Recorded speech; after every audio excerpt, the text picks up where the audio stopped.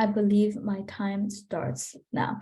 The big elephant in the room today is corruption, something that everybody knows about, but can never actually be convicted. Now, we are proud to propose today for three main reasons. First of all, why it's principally justified. Second of all, why it's an effective mechanism to corruption. And then third of all, about how changing perception of what corruption is. So before we get into that, let's just get into a bit of framing. Now, what is corruption and what does it actually look like? Now, corruption looks like two people, both in high positions of power, committing a crime together. And it looks like they're doing this crime at the harm of their own citizens. Now, corruption, as I mentioned, is widespread, but it's often ignored because it is so difficult to prove. Everybody knows it exists, we just can't prove it to the fullest extent, and therefore it goes unpunished. For example, we see Trump's advisors on the phone with Russian officials making negotiations, yet they don't get any punishment, they don't get any effect because of this. And I'd also like to mention that corruption is usually not like a 51% likelihood of happening. It's usually a 60 to 80% likelihood thing, but because it doesn't reach that incredibly high bar of a 98%, it ends up being never convicted, and people ended up getting off scot-free despite their despite their crimes and corruption. So now I'd like to get into. We'd also like to mention this doesn't mean that corruption should be prosecuted. So now on to my first main argument about why it's point of clarification. Not right now. So basically 2 points here. First of all, on politicians. Now, these are politicians or people who have dedicated their lives to being a public servant. Their duty is to their people and to their country, and to do what is best for their country. Like, look what JFK said. He said, ask not what your country can do for you, but what you can do for your country. Now, all politicians embody this ideal, and they make literally an oath signing that they will do this. And because they put in that effort, because they put in that like ideal being a public servant, because they made that oath, unlike any other people who commit corruption, we think that it is principally wrong for them to have such a high bar to be convicted of corruption. We think that they deserve to have a lower bar because of the fact that they're public servant, because of the fact that they've created an oath to help protect their people and help serve their people. So we think that it's principally correct for this to do it. We think that it's principally correct to have this lower bar because they've submitted themselves to protecting their people. So now, second of all, let's look at corruption and how this corruption also merits a lower bar. So, for example, corruption is a gray area in terms of prosecution. We all know it occurs, but there just isn't an abundance of solid evidence to create a 90% certainty. Now, why is this the case? Because as I mentioned, corruption is the case of two people doing wrong together. And because of the nature of corruption, it's often two people in very high positions of power, such as politicians, who are working together, both knowing that what they're doing is wrong and that what they're doing is coming at the heart of their citizens. So because they know it's wrong, because they know that it can have huge implications, because they know that it can be dangerous if this evidence were to get out, they're going to take very careful steps to cover up their evidence and to ensure that they don't get convicted because of this evidence. It is unlike any other crime in which we have a clear victim and a clear persecutor. For example, if in a murder or rape, there's a victim who wants their persecutor to be punished. But in this case, the victim is a people, and they don't have the means to get the evidence of other politicians because it's two people working together, and because they have such the high power and ability to muddle the evidence and make it less likely that they get convicted. So we think that because of this, because it's so hard to get evidence because of the nature of these cases, we think that this means that corruption merits a lower bar for this corruption. We think that it's perfectly fair for us to have a lower bar of to be able to convict this because it is just so hard to get this evidence. We think that corruption should not go unpunished, but because of the high bar, we cannot punish it. So to fix this high bar, we need to actually work on this, and we need to lower this bar so that we can convict our politicians who are corrupt and are doing wrong by other people. So before I get into my second main argument, yes, I'll take a point. Aren't people innocent until proven guilty? Why are we treating these politicians as if they are criminals when it's not clear whether or not they've committed a crime? We're not treating them as criminals. We're simply just lowering the bar for the evidence that they need to be able to get convicted. We think that this is fair for the reasons I already mentioned, for being principally justified, both in terms of the nature of the crime and the people committing the crime. And so we don't think that this is unfair. We're not saying that they're already guilty. We're just simply saying that they don't need as much evidence to be proven guilty. So second of all, let's look into our second argument about how it is an effective mechanism to lower corruption. Now look, when a politician is considering being corrupt or not, they go through a thought process in which they consider the benefits versus the possible benefits versus the possible cost. So right now, we admit, yes, we have high cost for corruption, but because we have a literally 98% bar for them to be convicted, they know it's very unlikely that they get convicted for corruption, and so therefore they see these costs as not being very impactful because they know it's so rare that they'd actually suffer the cost. So what does this mean? They see the benefits outweigh the cost for them, and so they end up doing corruption because they know that they won't most likely not suffer any of these costs. This causes more more corruption, and it worsens lives for the people who have to live under this type of government. So now what happens when we lower this bar? When we lower this bar, we're increasing the likelihood that these costs occur. So instead of it being an easy weighing of the benefits winning, we have more of a like fair weighing, and actually we see the cost outweigh the benefits because it's so much more easy for them to get convicted, because they don't need a 98% chance of having being a 98% chance of evidence. So what does this mean? Because the costs outweigh the benefits, they're much less likely to actually be corrupt, because they know that they can suffer huge consequences. They can suffer jail time. They can suffer high bail. We think that these politicians will be further incentivized to not commit any corruption, just because of the nature of the fact that that it would be much more likely that they suffer these costs. Look, nobody wants to suffer these costs, but when it's so unlikely that it happens, we're going to do it anyway because of the nature of risk and because we know it's not very likely. So now, what happens? So these politicians, because they're more incentivized to be less corrupt, that means that we're going to have better governments because they're going to be trying to better serve their people. It also means that because we need less evidence to convict them, they're going to actually have they're going to be more likely to actually prove evidence against them being corrupt. They're going to be more likely to be more transparent. They're going to be more likely to be more communicative with their people, and less likely to even just be more open to their people than they would be even if they're just because of the fact that they're trying to do everything that they can to avoid having these punishments. So because they become more transparent, we can see direct benefits to the people, okay? Because the people they see, because these politicians know they can be more likely to be convicted for corruption, we're going to get people who want to be called politicians, not just for the power that it gives them, but because they actually want to help their people and they want to help their citizens. Because if we have such high bar for corruption, people know that if they become a politician, they can easily get a lot of power, and that it's hard for them to get in trouble for when they use that power to benefit themselves. But when we lower this bar, they know that it's more likely, for them to get punished for that, and therefore we're going to only get the people going in politics who actually care about the people and want to improve their people's lives.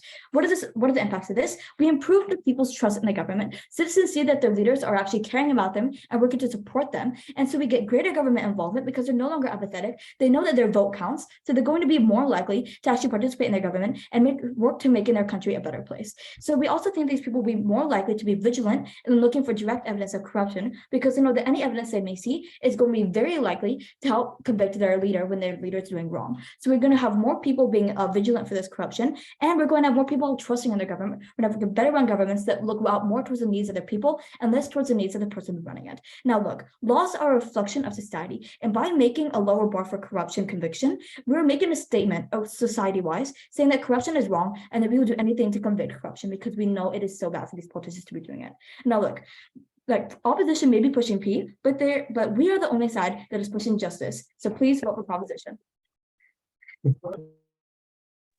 Thank you very much for that speech. Prime Minister, shall we now have the leader of opposition to deliver their speech? Here. Okay, yeah. My name is Jason, he, him pronouns, please. I'll take you POIs verbally, so if you have a POI, you can unmute and say it. Okay. The problem with the proposition case in this debate is that they fail to recognize how this tool is likely to be used politically, because recognize that when the bar becomes much lower to convict a politician of corruption, being that is a powerful tool for opposition parties to use, we don't support that. I'm very proud to oppose. I want to do 4 things in this speech. First, a brief bit of setup that was missed by proposition, and then I'll do some refutation, what comes out of Prop 1, and then 2 arguments. First, on why convictions will happen too frequently and why that's bad, and second, why this is principally wrong for politicians. Great, then. Let's do some brief setup. I want to be quite clear that this system is likely to work domestically as opposed to an international organization. I think that's a piece of characterization that's quite important for this debate to function. And obviously, this has happened within those countries' justice system that is slightly separate from the political system, just to be clear. Next, let's talk about refutation to Proposition 1. First, on the principle. I think this is quite a strange principle to begin with, because their line of reasoning is corruption is quite hard to catch, and therefore we should lower the bar as to how certain we should be when we're deciding on corruption. But this is an odd way of deciding how certain you should be of a crime before you convict someone. Like sometimes it's hard to catch first-degree murder in particular because it's hard to prove when you've actually had planning when you kill someone. And yet we maintain the same bar for murder because, we should be sure before we punish someone if we strip them of their rights. Just because something is hard to catch does not mean we should make it easier to catch in the first place. Second, let's talk about their principle more holistically, because I want to note that quite often they've never analyzed why politicians specifically sign off their everyday human rights as opposed to just their rights when they're a politician. I'll expand on that later in my second argument. Next, on their claim of corruption.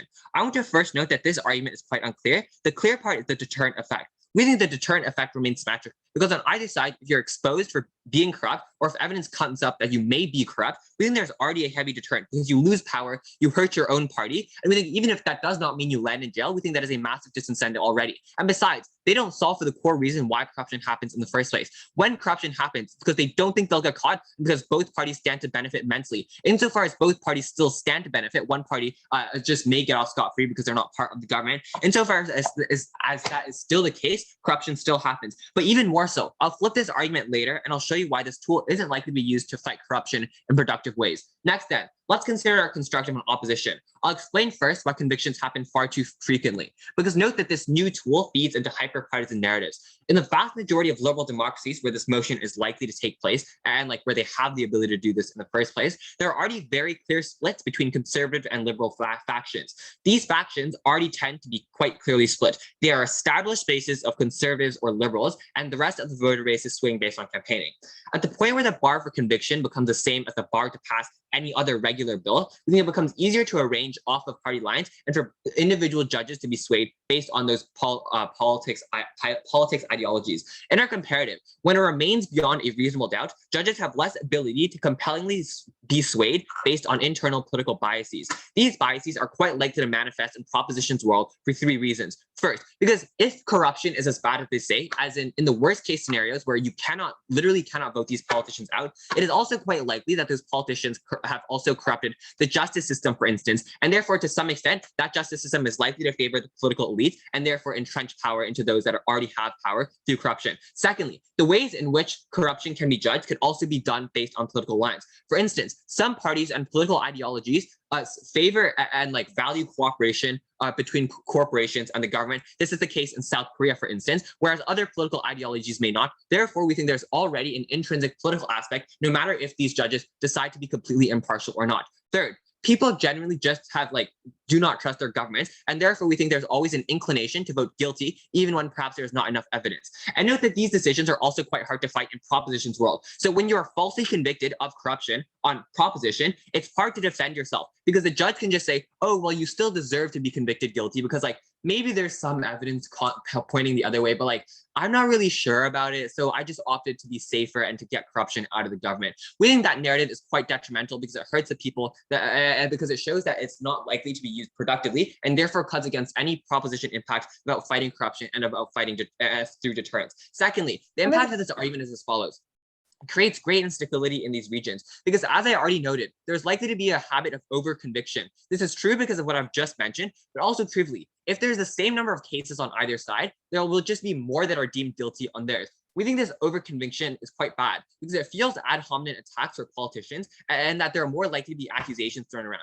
And when politicians realize that it's easier to get their opponents thrown into jail, I think they're more likely to levy accusations against their opponents and therefore create an us versus them mentality within any liberal democracy, no matter where you are. Not only this, we think even if they're not over-convictions, it's still bad because you fuel distrust within the political system. And this is quite important because if you don't trust your government, then you're less likely to vote, which only entrenches corruption at the point where you don't care about what the government is doing in the first place because you don't think they'll represent you on either side. We think here's how you weigh this against any argument in the debate.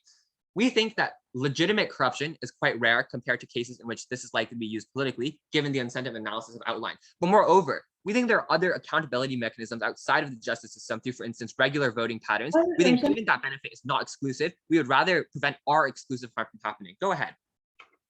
Okay, are you aware that we still need solid evidence to be able to convict these crimes, or just lowering the bar of the certainty that comes with it? Yeah, but that also means you need less evidence because you need to be less certain of the convictions that they're having. That still leads to my argument's impact. Second argument then on why this is principally wrong for politicians. Let's observe why we have this bar of beyond a reasonable doubt for average people. because going to jail and being convicted of your crime strips you of your inherent rights, your autonomy, your movement, your spending, your future ability to access economic opportunities. And therefore, courts and the people should be fully confident before they convict someone. They're supposed to represent the will of the people, and therefore it seems unjust if it is uncertain whether we should convict someone. Why do we think this still applies to politicians, even if they have more power? And note that this directly refutes the proposition principle in this debate, because they don't sign away any of their inherent human rights when they're voted into office. So as follows, they say you have more power, therefore you should be punished more heavily. But note that the additional punishment should only be enacted insofar as it is punishing the additional role you have. So just as if you were working a normal job, your employer cannot take away money that you have already earned, we think it is the same case here, where it is unjust for the government to take away other rights that were not additionally provided to you anyways. So we think in the worst case scenario, we are okay with, for instance, punishing them more heavily after they've already been convicted, or taking them out of office and removing that power from them. But it seems unjust to remove a certain element of their basic human autonomy before they've even been in a different metric than what is treated for everyone else. But moreover, we think this idea of innocent until proven guilty is quite important in the debate and operates independently of any extra power that politicians have. We can see that in our worst, politicians might need more punishment, but it is unjust to stack up that punishment before they're even found guilty in the first place. It seems unjust for them that power check shouldn't come before your actual punishment even happens. That is, we support greater punishments for corruption, for instance, because at that point we are sure that they have been corrupt, but we do not support like tacking on that punishment and making that punishment like multiply effect, essentially by making it more likely that you're likely to receive that in the first place. So by the end of this principle, here's what you take away. It is untrue that just because you have more power, you deserve a greater punishment. And even if you did deserve a greater punishment, it is unjust to tack on that punishment before you even convicted of that crime in the first place. When it came down to it, opposition was decided to preserve political stability. We ensure that this was not abused as a political tool, and therefore we also protect the rights of politicians. I'm very proud to oppose. Thank you very much, Leader of Opposition. Shall we now have the Deputy Prime Minister to deliver their speech? Here.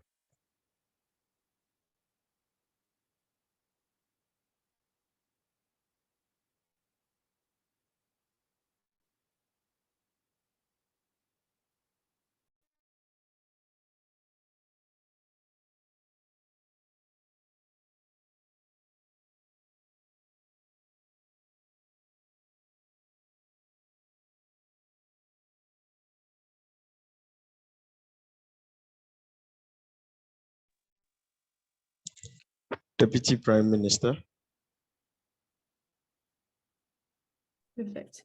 Then if everybody is ready, I believe my time starts now. Before I get into my third substantive and how we're changing the perception of what corruption is as a whole, let me get into a few rebuttals of my opponent's case. Like one key clash that appeared in this was the fact that they misunderstood the nature of corruption as a whole. First of all, what did they say? They said that corruption was rare. We've told you that that is not true. What happens with corruption is it's something that everybody knows exists in the system, but is not able to be proven. What does this look like? This looks like Trump's aides communicating with Russia, not being able to give a reason why, and then not being able to be charged because although they have Russian phone records and they know that they communicated with Russia, they're unable to prove exactly what was said in this. In this case, there's a very clear case of what is corruption. Everyone knows that it's true, right? This also fits into my second case. It's not that it's unknown. It's not that it's hard to solve. Oftentimes, we exactly know the pinpointed place on where this happened. We don't simply think that just because the Democratic Party is going to accuse the Republicans of or specifically Trump of doing this, that it's not true. We think that in most cases, when it comes to corruption, this is a very high type of thing to accuse someone of. And obviously, to convict anyone in any case, you're going to need a lot of evidence, even if it's only to the balance of probabilities and not overall to the main point. But I'll get into this a little bit later. The second point that they brought up here was the fact that we were going to convict a lot of innocent people, right? First of all, they brought in the case that judges are politicized for some reason, that in political systems in which we have companies in engaging in supporting, legislation and senator races, that we're going to have judges overall be more biased. First of all, we don't think that this is the case. We think that that the legislative branch is something that's different from the judicial branch. And because of this, we think that judges are also just not going to be necessarily more political because of the fact that they also are evaluated on how they judge regularly, right? Their metrics and they have an inclination to action and an incentive to judge fairly. We don't think that they're going to be judging on political lines because of the absence of real Democratic or Republican or any other party type of voters of judges, right? We think in the most parts, crime is crime. That doesn't really have to do with party lines. What it does have to do with is how often we charge these crimes. No, thank you, in the chat, please. Right.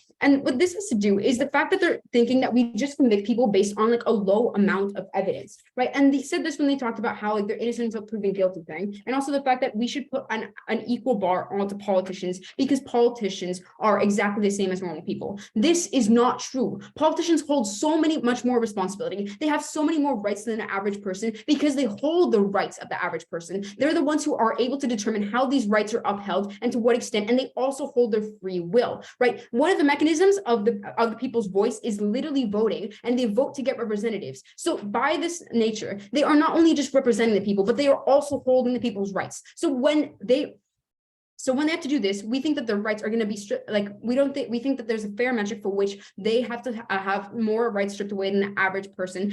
And we also think this is a conscious decision that they take when they go into office. They know that they're going to be held at higher levels of scrutiny, but too often what happens is that the scrutiny is not to 100%. And so therefore, we even have cases where you can have like an 80% certainty, but just not a 100% certainty or 98%. And this is when we still get no convictions. We think this is morally unacceptable. Third of all, we think they said that this actually hurts democracy because we get more ad hominem attacks because you're more likely to attack your opponent if you think that they can be charged. We don't really think that this is true. We think that in most cases, what we're going to have is more corruption cases being brought up. But if they're innocent, they're going to be innocent, right? We think that in most cases, you still need at least some sort of solid proof to convince people that it's more likely than not that they were being corrupt. We don't think that you can just say, oh, she was corrupt, and the judge is instantly going to say, oh, that's absolutely true. Because in every single case, I could just accuse Emma right here of murder, and then if there was the same type of like feasibility that comes to that, then we could say that she also just committed murder. It doesn't make sense. There has to be at least some sort of solid evidence in any single court case. Apart from this, like this court case and this system is also just using the majority of civil systems. So if opposition is doubting this, they're doubting the effectiveness of the entire like majority of the civil court systems. We don't think this is true. We think that in most cases it's very effective. Also, when it comes to ad hominem attacks, let me get into this a little bit more. We think that you're actually less likely to be able to attack opposite politicians if they go through these court cases. If you're not able to prove that they're corrupt when there's such a low bar to prove that corruption, then it's much harder to actually say that they're corrupt over and over and over again. This statement loses veracity and it loses interest when people know that it's not true.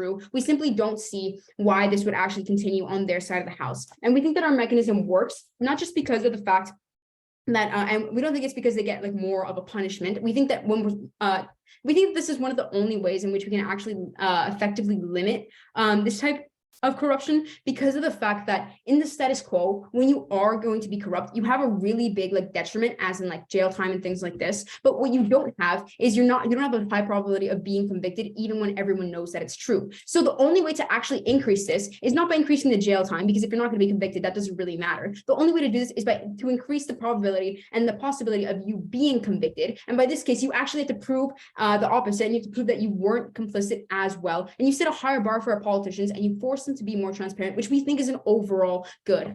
Before I continue to my third point, I'll take a point. When it is easier to convict a politician, even if you have relatively little evidence, but still some amount, that just means this tool is used more and more. And that means people trust it less, which makes it less effective. That's not necessarily true. We don't think that this is true at all. We've had a lot of, like, for example, investigations of the court system into presidents and into other like prime ministers. We don't think that that's a tool that's overused. And because of that tool, like, unless it results in a conviction, it's not going to be overused. It's just checking whether or not this was legal. We don't think that the fact that the legal system is used every day means that it's less effective. We think that it's more effective, because if we keep on using it, that means that we're actually get more assured results. And we don't think that you're going to be able to be like told, I mean, this works the same thing as like a regular trial. You can have appeals if it's really unjust, right? And we think that there's also a bare minimum of standard that occurs with every single trial. We don't see why this is different to regular court systems. We don't think that the overuse really causes any difference in this, even if it is being used more. We don't think it's overuse. So going into my point onto how this changes perception of what corruption is, right? Like we alluded to in our first points, corruption is a pretty nebulous crime, right? Whereas other crime charges like homicide and assault have a clear definition of what they consist of, corruption doesn't have this clarity, right? This lack of strong laws has instituted a different type of corruption culture as well, one that's just not as direct as like colluding with the Russian government, one of decriminalized corruption. Because based on the high bar that evidence needed to be corrupt, this is never charged as such, right? This looks like politicians accepting campaign money, like they said in their first point, was like a legal or essential part of the system. We think that this is a form of corruption that should be looked at a little bit more, but is impossible to look at in our current standards with the high barriers, right? This looks like campaign money from companies. This looks like lobbying in Congress. This looks like nepotism in appointed government positions, right? And this is a well-known dirty little secret of politics that everyone knows about, right? Once we lower the probability of corruption or the bar for it, we start the conversation as to what actually counts as corruption, not just in its pure, most extreme version, but the subtleties of it. We start drawing the lines. Whether or not this culture is completely changed is to some degree unimportant, though, because we bring this issue to the spotlight and we allow the public to choose. This might be through landmark criminal cases or through new legislation which we vote in, right? But the thing is, in this case, blurred lines become a lot more sharp. We also start allowing these politicians who want to be more honest in the system to do so, because in the current system, they face a lot of disadvantage against people who do use these morally corrupt type of ways to get ahead, right? But if we allow and we institute this rule, then we also give them we even the playing field for what happens and what our politicians look like. This means they don't have to buy into this culture to be successful, or at the very least, they have to do it much less so. So like we said from first, although the opposite team may be pushing P, we're pushing justice. Thank you. Thank you very much for that speech, Deputy Prime Minister. Shall we now invite the Deputy Leader of Opposition to deliver their speech? Here. Okay, so I use she, her pronouns, and I'll take POIs verbally, please. Okay. Panel, the main characterization that proposition bases their entire case on is that everybody knows about corruption. No one can convict it. I think that this is relatively intuitive because in democratic countries, if everybody knows about corruption, politicians will just get voted out in a 4-year term. There's still accountability measures, checks and balances that are going to keep politicians accountable. I think it's unintuitive to me as to why everyone is so aware of corruption, but just does nothing about it. I think that characterization falls, and I think subsequently their entire case falls. I'm incredibly proud to oppose. I'm going to do just some classic second speaker stuff in this speech today, just going to go down refutation and rebuilding of everything we've heard so far in this debate. Okay, firstly, what do we hear out of proposition? We get one principle on how this is principally justified. We get a second point on how there's an effective mechanism to corruption. And we get a third point from the second speaker on how this is going to change the perception of corruption, which is really just hung on their first point. I'm going to engage first with a point on how this is principally justified, right?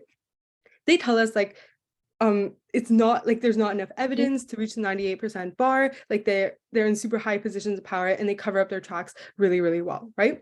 I think they give a really weird characterization of what corruption is, but also who is affected by corruption, right? Because I'm not sure why it is in fact going to be two individuals colluding together, and that's the only instance of corruption that ever exists. But also, I don't think it's necessarily true that there isn't a clear victim. I think government corruption doesn't affect all actors equally. When you've colluded with a corporation to lower their tax rates and therefore letting them get away with more corrupt things, the impacts go to the people who purchase those products. There's still specific individual actors who are affected the most by government corruption, right? But we'd say that even to the extent that this isn't true, the fact that there are more victims and the fact that government corruption affects the entire population means that it is easier to gather information, you have more public will, and you have more public support, right?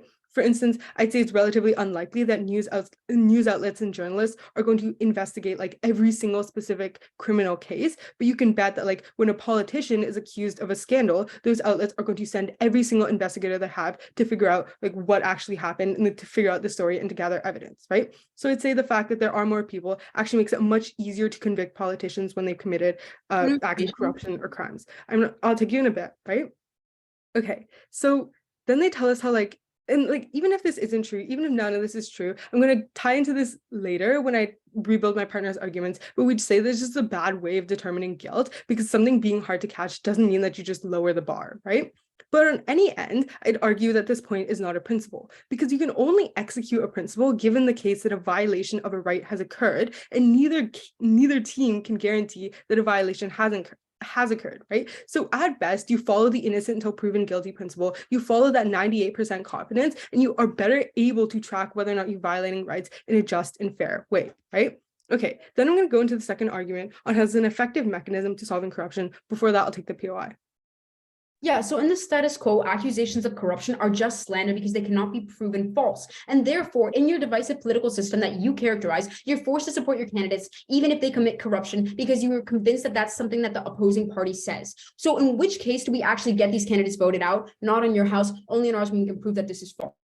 Okay, given that it is so divisive, as you say, I'm not really sure why these courts are going to be so like just either, right? I'm going to get this a bit later when I rebuild my partner's points, but like judges have internal biases. You blur the lines when you make it 50%, because when it's 98%, people cannot tie in their own political biases. They can't tie in their own political beliefs. They have to just argue on what they genuinely believe, right? But when it's like 50%, the line is more blurry, right? But I think that like also in the instance that like an extreme massive case of corruption has occurred where they're like laundering money, they're like, but I don't know, they're like just doing awful, terrible things, I think most people are still going to vote out the politician, or they're just going to not be like the party leader anymore, right? I think there's still metrics of accountability in democracies that don't need to be lowering the bar for court accountability. Okay, then I'm going to get a second point that we hear out of them, how there's an effective mechanism to deter corruption, right?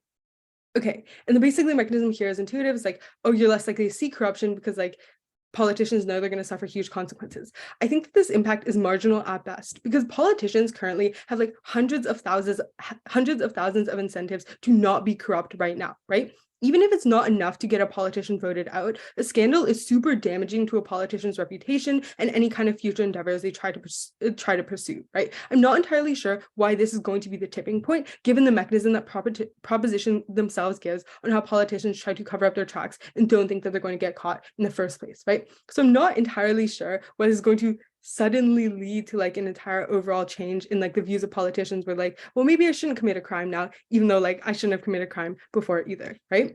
Okay, then quickly on the third point, they tell us how like corruption is going to be analyzed more closely. I think this is relatively hung on the first point, on the fact that they are going to get more just convictions. Okay, then I'm going to get into then I'm going to engage with, then I'm going to do some rebuilding of my partner's case, right?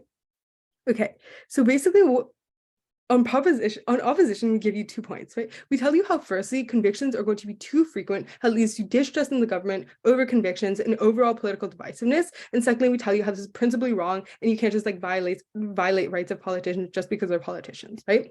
Okay, firstly, on the idea that convictions are going to be too frequent, we give you 2 main mechanisms here. We tell you firstly that opposition parties are likely to manipulate this kind of policy because there's more ability for judges to be swayed by their internal public biases, right? And note that this operates on government's best case, where they're incapable of voting out corrupt politicians, and therefore it comes down to the judges to make the decisions on whether or not this is fair, right? The second mechanism they give you is that this is going to create instability, because it's going to lead to overconviction. It's going to fuel ad hominem attacks for politicians because they're going to be more accusations thrown around, right? Okay, what are the impacts of this? We tell you firstly, very intuitively, that trust leads to more accountability, and if people do not trust the government in the decisions that are made by the justice systems as a proxy of the government, then the tool becomes less effective in the first place. The reputation that we get to this is that judges still have the incentive to judge fairly, right? Okay, I think this is like straw man, it's not doesn't engage, right? Because Jason tells you that generally, if democratic checks and balances are not able to keep a politician accountable, that's probably representative of corruption across all government systems, right? But also, they immediately follow this line or this argumentation with the line that like politicians should have more rights stripped away, right? So I think that the narrative that this kind of motion pushes just says that like politicians should have lower bars, politicians should be convicted of more crimes, leads to overconviction, all the impacts that my partner Jason tells you about, right? Okay, secondly, what do we tell you? We tell you why this is principally wrong, why politicians never sign away their human rights when they decide to, when they were voted into office, right? Because I think what comes out of proposition is a problem solution mismatch, right? Because we're willing to concede that politicians might deserve to have more of their rights violated when they violate other people's rights, but we think that guilt and conviction and whether or not the violation in question has actually occurred operates independently of punishment, right? Because note that even in the social contract, you only concede to violating someone's rights given that you are confident that they violated someone else's rights first. The metric should not be whether you decide if they are guilty, because even if politicians deserve to have more rights taken away, the extra punishment only occurs once you've decided that there actually should be a punishment, right? Okay, so what have I done for you today in this speech? I've gone down the clarification, told you about the characterization we get out of proposition unrealistic, isn't true, whether the entire case is hung on that, refutation, rebuilding, proud to oppose.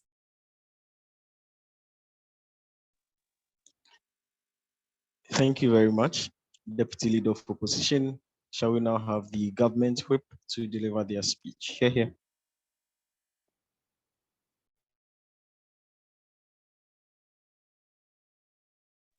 Okay, am I audible? Yes, you're audible. Great.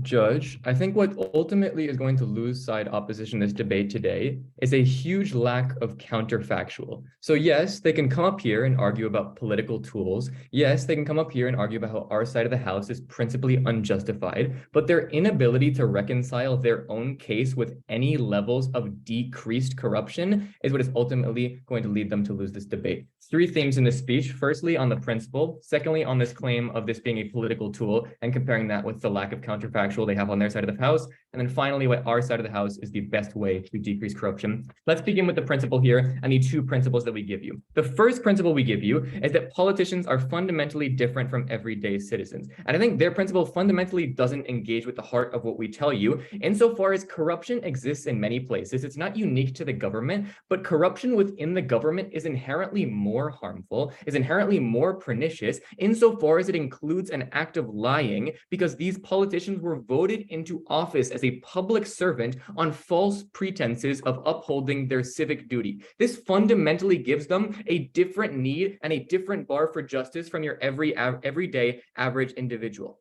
Note that also these politicians hold significantly more power than the average citizen. And all of this means that on our side of the house, we're not necessarily stacking punishment, so don't let them misconstrue what our principle is saying, but we are making it possible for them to be convicted in the first place. We believe this to be principally right, and we don't think that they have fully engaged with this principle. The second principle we give you is on the principle of corruption as a whole. The idea that corruption compared with other criminal sentences is inherently far more difficult to prove for two reasons. First, because of the blurred line between what is corruption and what isn't corruption, but secondly, and more importantly, because there is not necessarily a clear and there's not a clear culprit and victim, but instead two culprits, i.e. the example that opposition gives, collusion between the government and the corporation. And yes, we agree with them that there is a victim in every case of corruption, the victim being the everyday people that voted these politicians into office. The difference here is that these people are not witnesses to the crime, which makes the conviction of the crime borderline impossible, because the only people that could actually lead this to becoming convicted are the people that were part of the crime in the first place. So they say that lowering the bar for conviction is inherently unjustified, but insofar as they defend a world where the burden is literally at a height where crime can be committed with literally no punishment, then I would argue that that is far more principally unjustified on their side of the house. And this is where I want to get into something very, very important and something that ultimately will lose side opposition in the round. It is the lack of counterfactual, because this means that they essentially stand on the mechanism of existing disincentives which lead corruption. I will note, they're defending essentially the status quo with existing disincentives. The first thing they say is that effective party lines. And I want to note that party lines here makes it so that oftentimes voters will actually support corrupt leaders because those party lines are so endemic and entrenched in society. Literally note that Trump, a corrupt leader, hardly lost any of his voter base when he was acting in corrupt ways. In fact, many of the people that supported him doubled down on their support of him when the claims of corruption came out. This notion that people will simply be voted out of office when they are corrupt is a joke, and it is blatant lies coming out of side opposition. Secondly, with their own characterization of politicians only acting in corrupt ways when they don't think they're probably going to be convicted behind closed doors, literally means that their public image doesn't worsen. So if the second mechanism they want to rest their entire counter model on here on is this idea that it worsens their public image, then by their own characterization, that's not true. And what you'll ultimately see here is they can attack our side of the house as much as they want, but insofar as they do not provide any alternative to solve what they concede to be a very serious problem in corruption, they cannot win this debate. Next thing I want to talk about, this idea of this being used as a political tool. I have 4 responses to this frankly ridiculous claim.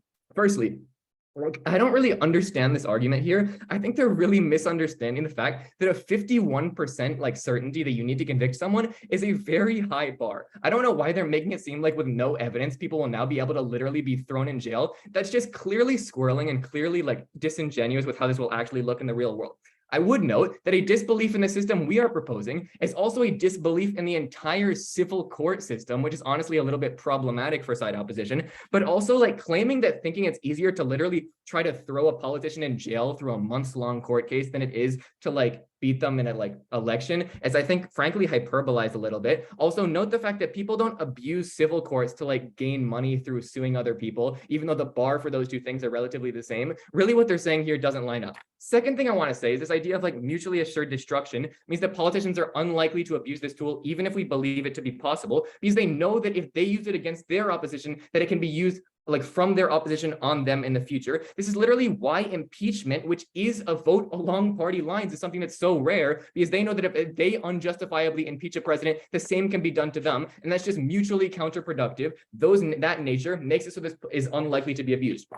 Thirdly, and this is very, very important and also is a reason for them to lose this round, they don't prove why overconviction is inherently a bad thing. Given that preponderance of the evidence is a high bar, we don't necessarily think this is going to be the case, but on scale, we would actually prefer a world of overconviction to a world that they defend in essentially no conviction. Why is this the case? Because even in a world of overconviction, the corruption that permeates today's governments is still gone, which means that all of the benefits that we give you, literally every single one of which side opposition didn't engage with once, absolutely still stand, even if overconviction does exist. What does this look like? It looks like better public trust. It looks like better voter turnout for a largely apathetic population in Europe and in the United States. It looks like better policies because politicians now only have the incentive to become politicians because they want to help people and deliver on their promises, not because they know that they can use their place in the government for their own personal gain or the gain of their family members and their friends. Look, these are benefits which they have never engaged with and which at this point are winning this debate. One final reason here why their mechanism of this as a political tool doesn't stand deals with this idea of the justice system. Like, this is also a weird argument because the justice system is its own branch of the government. So their entire argument about how this will still like deal with party lines is just frankly a lie. Like, judges are trained their entire lives to be able to see beyond party lines and their own preconceptions. Also, corruption is something that like is an issue that like lies very firmly on party lines. So given that these like judges have no affiliation with either political party, I don't really buy that judges are just going to be voting based on their own biases or preferences. But I would also point that if they want to argue things of like egregious corruption, that's like entirely symmetrical. So it's still a weird argument for them to make, because if judges are so biased on our side of the house, then the same is true on their side of the house, and really this just becomes a wash. So why does this work on our side of the house? Because now, like, the bar lowers to being convicted, which means that you're less likely to be corrupt. Remember, my first speaker tells you about the cost-benefit analysis that any human being makes in any situation. We are not raising the cost. We are simply making the cost more likely for politicians to act in corrupt ways. And I want to be very clear with this. Corruption cannot be prosecuted on our side of the house with no crime committed. So on our side of the house, once politicians start acting in ways which are objectively not corrupt, it cannot be used as a political tool, but corruption will in fact decrease, because 51% certainty is not something that's a willy-nilly, we're just going to corrupt, like we're just going to call him corrupt and he's going to end up in jail. So ultimately, judges, what I think you're going to see is that oftentimes the characterization that side opposition gives you is inherently misguided and squirreling what the reality of the political system actually looks like. Ultimately, what you will see is that although side opposition may be pushing P, not only is side proposition pushing justice, I think you may also find that proposition is pushing a W. I am very happy to propose.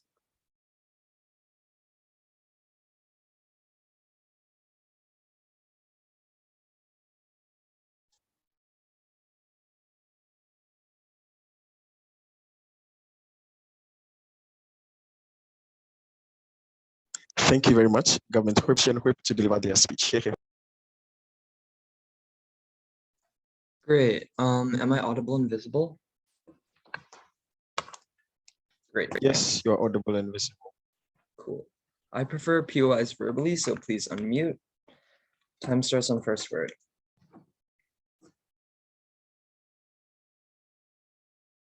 Let's do a coin flip. Heads, I kill you. Tails, you live. Leaving people's lives up to a coin flip is the point at which the world has devolved into chaos. I'm incredibly proud to oppose. Two questions in the speech then. First, does this result in more frequent convictions? Secondly, is this a principled wrong for politicians? On to the first thing on convictions. What did we tell you all the way from first that was unengaged with all the way through props bench? First, how you feed into hyperpartisan narratives. Secondly, how there are already incredibly polarized wings, but you worsen that polarization. Thirdly, on proposition, you increase the chance for political biases to seep into judges. Fourthly, you create greater instability. All of these things were incredibly unengaged with by proposition. But what did we hear from them in retaliation? The first thing they say is that like there's increased corruption on our side of the house because on their side they act as a deterrent and things like that. I have a few responses. Let's analyze this in every case possible of corruption. In cases of bad corruption, the judges are likely to vote them out on our side of the house when they're able to prove beyond a reasonable doubt that they were committing corruption. In cases of light corruption, the people vote them out because they're skeptical of the corruption that happens with politicians. In all other cases, the party backing the politician votes them out. That's why so many Republicans now oppose Trump. That's why his support has massively diminished and he lost the last election by a landslide. If they wanted to play the example war, they lost. Okay. The next thing they say is that like innocent politicians will still be innocent on their side of the house. And that because 50% is somehow a high burden. Like literally it isn't. Like it's literally just like a debate, like an even debate. It's just a coin toss on whether or not you're proven guilty or not. It is not the same that all innocent politicians will then still be as innocent. Firstly, because by default, just like inherently, they have to concede that more innocent people are going to be eventually wrongfully convicted. They're never going to have a perfect system. But secondly, we told you on how polarization feeds into this because like they say that the judicial branch is like a separate branch of the government. Therefore, it's completely impartial. Like literally in the US, the Supreme Court, the justices are from parties and things like that. When you see polarization, please no badgering. When you see polarization into the justice system, that's when politicians are much more likely to act on their political biases rather than these things like that. They have to justify their decisions a lot less because of this. Because proving 50% is just basically like saying, oh, I think basically there is some evidence that suggests that this is likely going to happen, and those things like that. The next thing they say is that like flinging around accusations of corruption is mutually destructive, therefore it is never going to happen. Like this is empirically untrue. Like flinging around polarized slander in politics is mutually destructive, yet politicians and parties still do that all the time. This was never a sufficient response. But at the end of the day, what did we prove to you and what were the impacts under Jason's point? Firstly, on how you increase distrust within the system. Every politician is basically treated as a criminal. But secondly, the government changes really frequently if they want to achieve any impact on proposition, which means that it hurts things like nascent democracies who have just begun transitioning into democracies. You hurt like the instability there that is already so fragile and things like that.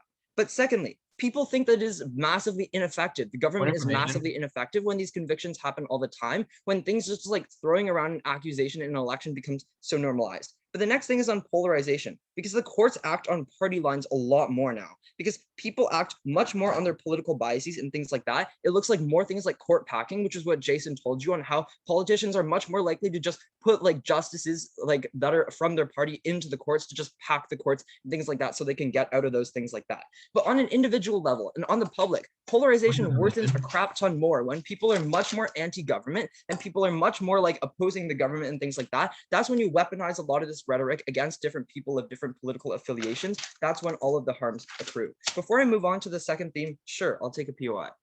So if a 51% burden of proof is the equivalent of flipping a coin, then why is the entire civil court system not abused for personal gain? Okay, well, literally this is a completely different thing. Okay, in criminal courts, there's a reason why you have it beyond a reasonable doubt.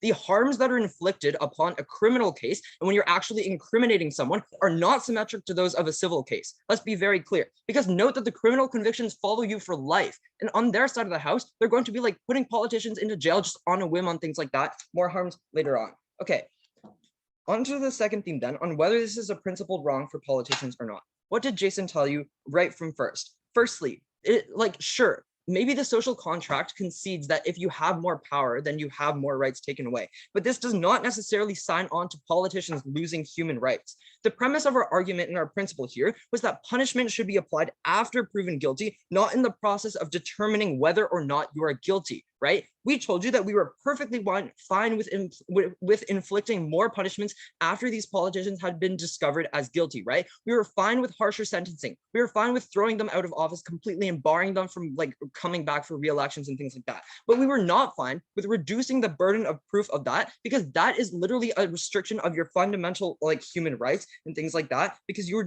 were making the process of whether someone is guilty or not. That was the argument that came out of our principle. That was nothing that they engaged engage with because they chose to ignore all of the nuances of our case. What did they then say? They said that it's principally justified because you took an oath as a politician. Again, this is incredibly unnuanced because politicians did not sign on to all of the things that entail with Proposition's model and things like that. At the point in which politicians then have to sign on to losing human rights on their side of the house, I'm incredibly unsure as to why they wanted to prioritize principled claim as their first argument and push in this debate. The next thing they say in their third argument is like people are more vigilant when it comes to things like corruption and things like that. I want to point out that this is not true because if people trust the government less and these convictions become so much more common, then these convictions mean less and they lose their value and things like that.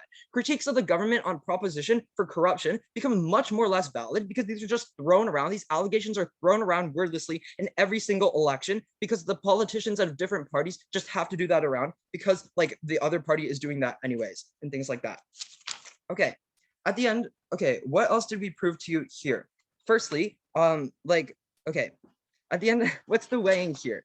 Okay, in the very niche case on proposition where there's a corrupt politician that can't be proven beyond a reasonable doubt that they're guilty, we are fine with conceding that 1 in a million chance that if we don't feed polarization, we don't feed distrust, we don't feed instability and strip people of their human rights and things like that. The weighing on opposition was abundantly simple. If people trust the government less, then everything becomes worse. You disrupt all nascent democracies that exist within the world. You feed distrust within all political systems. You increase polarization with every single level of society and government and things like that. These convictions mean a lot less. You're not going to act as a deterrent anymore because the validity of all these claims and the convictions becomes a lot less. The margin that we proved to you on opposition was threefold. Firstly, how the punishment that should be inflicted should not be inflicted on whether or not you should be determined as guilty. The punishment should then be inflicted on whether or not, like after you have been proven guilty, what your sentence becomes. Because that is where we recognize the asymmetry between the government and the people. Because the social contract does say that the government has more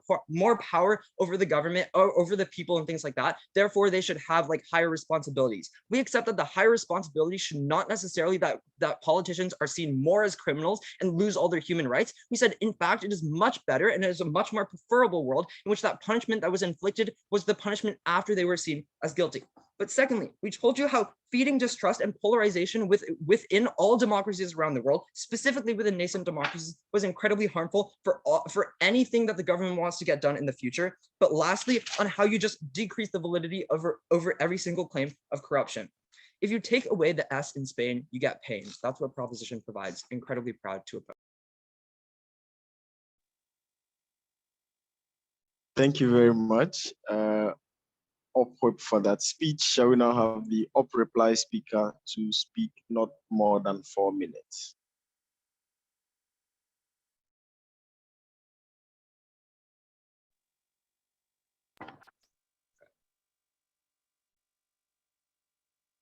I'm going to have a top-down approach in this reply. First, I want to talk about the practical and then talk about the principle. So let's look through the practical clashes in this debate. Proposition's very case line under this clash is what loses on the round because it only magnifies the impact we brought to you from first speech.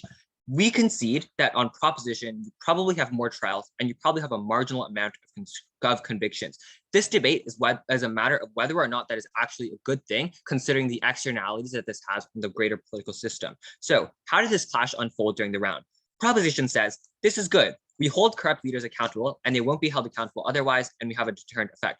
Our refutation of this was that it was unclear whether judges are better deciders in cases of unclear corruption, especially in the worst cases where corruption might have also leached into the justice system. In cases of clear corruption, both sides can agree that they're going to be voted out either way through the democratic system. So given that, it is relatively unclear whether or not judges are actually good arbiters in these specific scenarios, especially given the lower bar that has been prescribed to them. And we told you about political biases, and this is unrefuted. They say, oh, 50% is quite a high bar. Like, no, it isn't. It's quite easy for them to say, oh, this piece of evidence may or may not be true. It is unclear to me whether I actually buy this specific piece of evidence that is crucial in determining this case. But because it is a lower bar, their own biases can play into it. They say, oh, I'm inclined to believe this because of the credibility of the source, or because I trust that political institution or whatever institution, whatever it may be the case. This was content that was repeated down the bench. We think this was quite important because insofar as that 50-50 is uncertain, that also means that the proposition impacts are uncertain, whether or not it's actually a deterrent.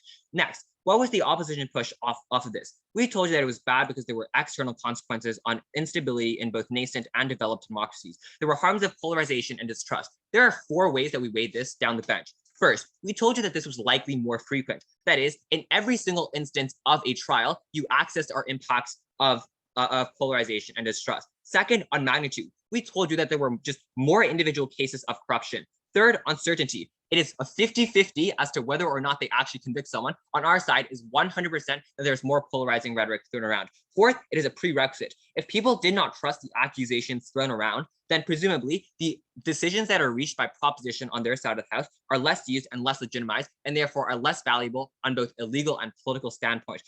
All of this is to say that even if proposition is true that they get marginally more deterrence and marginally more trials and convictions, it did not matter because our arguments happened much more frequently, affected much more people, and probably and in the long term, our arguments cut into theirs.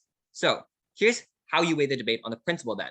We told you that our principle was quite clear. We told you that it was unjust to strip a certain degree of rights away from politicians insofar as they have not already volunteered that degree of rights. The prop principle, on the other hand, did not evolve throughout the debate. They had 2 core claims. The first one was basically refuted in first and was not built back. They never gave a clear link as to why corruption was different from any other type of unclear crime. The stronger principle that they gave was, oh, well, in these cases, politicians ought to be punished more. But even in those cases, we were quite clear in explaining that, yes, they deserve punishment, but punishment comes after they've decided that you're guilty, not before. When it came down to it, opposition was the side that ensured that democracies were as healthy as possible. We were the side that ensured that leaders could be held accountable in the most obvious cases. And when it wasn't quite clear, we left it up to the people. And we thought that was relatively okay, given that judges were not clearly the better decision makers in the debate. Opposition was the side that defended the rights of like the politicians that still remain human beings. And because of this, we think even if it is the case that the proposition case is hung on a coin flip, at the very least, this debate is not. Vote opposition.